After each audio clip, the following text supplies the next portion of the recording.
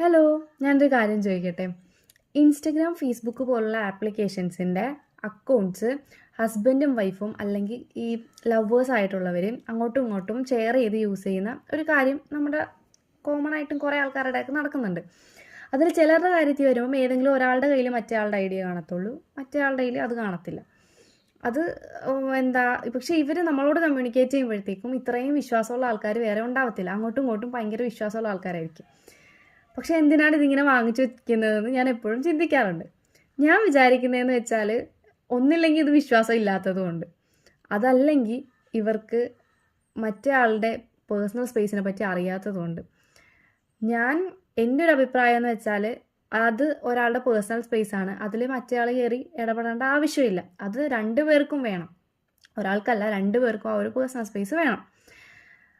അതാണ് എൻ്റെ ഒരു അഭിപ്രായം. ഞാൻ ഇതിനെ പറ്റിയിട്ട് എനിക്ക് അടുത്തൊരു വീഡിയോ ഇതിനെ റിലേറ്റ് ചെയ്ത് വേറൊരു കാര്യത്തിനെ പറ്റിയിട്ട് എനിക്കൊരു വീഡിയോ ചെയ്യണം. അപ്പം ഇതിനെപ്പറ്റി നിങ്ങൾക്ക് പറയാനുള്ള അഭിപ്രായം നിങ്ങൾ കമൻറ്റ് ചെയ്യും. നമുക്ക് നാളെ ഇതിൻ്റെ ബാലൻസ് കുറച്ച് കാര്യങ്ങളെപ്പറ്റി സംസാരിക്കാം. ബൈ.